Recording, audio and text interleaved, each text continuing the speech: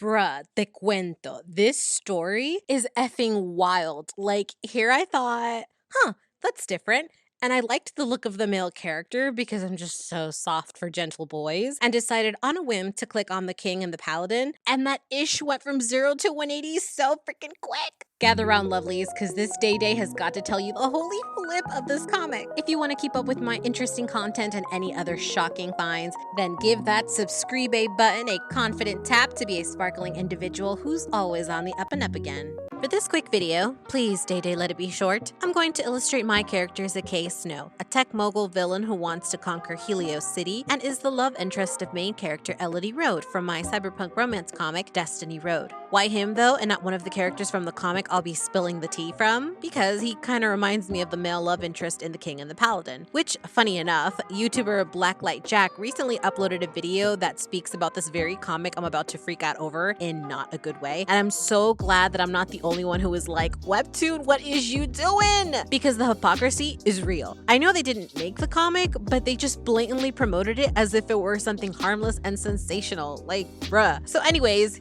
here's a scoop. Find it on Webtoon. The King and the Paladin is a short comic about a princess girlie who was once mean-girled by her step-family even though she's got the legit royal blood. She had this adorable childhood friend who she would always turn to until one day homeboy left for reasons unknown. She ended up cracking, I think, and then just started a life of becoming like a really ruthless fighter soldier person who eventually started a rebellious faction and offed her step-family after her father fell ill. Like, she was freaking brutal. Game of Thrones styles, Joffrey style type brutal here. I'm telling you, that is like one way to start a series. Then after that whole fiasco, she ends up like searching for the one who got away until she finally locates him and then like forces him to marry her without so much as a how do you do. Like, I'm all for getting your mans, but it was on site. And then she takes him to a room where she proceeds to force herself on this man. Like, girl, stop. What is you doing? Oh my God. Now, normally in romance fiction, particularly dark romance, the male love interest always has to act some sort of alpha type way in order to prove that he is in charge and seduce the female main character, because apparently that's the missing ingredient to all of this. But anyways, Mans has to force himself on them without their consent or even hearing them out. I know it can come across as sexy in some situations if the partner expresses being into being dominated, but in most mon ones in fiction, this alpha male persona kind of misses the mark because the main character makes it clear that they do not want to be taken advantage of and verbally expresses their resistance, which when I was younger, I didn't understand the ick factor that I do now when the main character's boundaries and desires get ignored. And all this is obvious to see because there is such a lack of respect established before the seducing, as I call it, where the male love interest beats his chest and basically throws the main character over his shoulder. And this comic, even with the genders reversed, falls into the same trap of faux romance. Girlie here really tied this man up and forced herself on him, which sure, he was later into it, but it's the principle of the thing, y'all. Like, what if he hadn't? Some major trauma would have occurred right then and there. But anyways, there's like an uncensored version of this comic, which the comment section of the Webtoon app made me aware. Thank you guys. And I went hunting for it because I just had to know whether the missing panels gave more context. A lot of commenters had read the 18+ version on TappyToon, and they made it expressly clear that they hated the harsh way that the comic implied the rape in the 16+ version on Webtoon, which after some searching, I finally found the mature version, and yes, I paid some coins to read it, all in the name of research, I assure you guys. And let me tell you that the 18+ version definitely doesn't paint the male love interest, whose name escapes me but whose face I adore, as this like damsel whose virtue is forcefully taken from him. Like, he is a lot more involved in the sexy times, and when he has a chance to escape, baby boy stays for the good times, which good for him for balancing the uneven playing field from earlier, but it still doesn't resolve the fact that the main character drugged him. Like, she legit drugged this man, you know, gave him some aphrodisiac and like all that jazz to try to force herself on him. Like, I know the story is supposed to be mature and edgy, and the main character is supposed to be this like cruel character with tons of built up trauma, but trauma does not excuse rape, forcing someone to marry you by threatening the lives of the people they care about, or drugging someone into having sex with you. The power imbalance and lack of respect is crazy, and compared to other supposed power imbalances in other comics, this shit really takes the cake. Like, oh my God. Now, this is me ranting after only having read the first 3 chapters. Like, literally all of this happened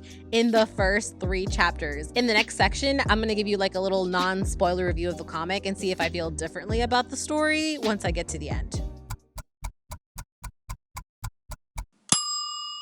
Nah, I lied. I couldn't finish it that quickly, you guys. I read about 6 more chapters, and by 6, I mean like the uncensored mature version, because the censored version has less chapters, which I also did read, and gosh, there is such a difference between the uncensored version and the censored version. Like, they make the censored version this very, very creepy rape fest going on. Like, it is just, the optics of it is just bad. But the mature version, however smutty, at least gives you more context into what the heck is going on here. But anyways, the reason why I didn't wait to read the entire comic till the very end is because this comic is so unhinged. And I didn't even read the entire thing, and I know it's so unhinged, because when I'm telling you that this is unhinged, I don't just mean in like the WTF kind of way, but in like wedding rings that don't go on your hands, if you catch my drift. That main character is so extra in a cringy way when she wants to be all emotionless dominatrix, and the art for her face is very reminiscent of these superstars, which I personally already consider annoying because I just don't like the art style, and I don't like how babyish these types of faces look, so it kind of bothers me, especially with like the long blonde hair and then like with the kind of bratty entitled personality.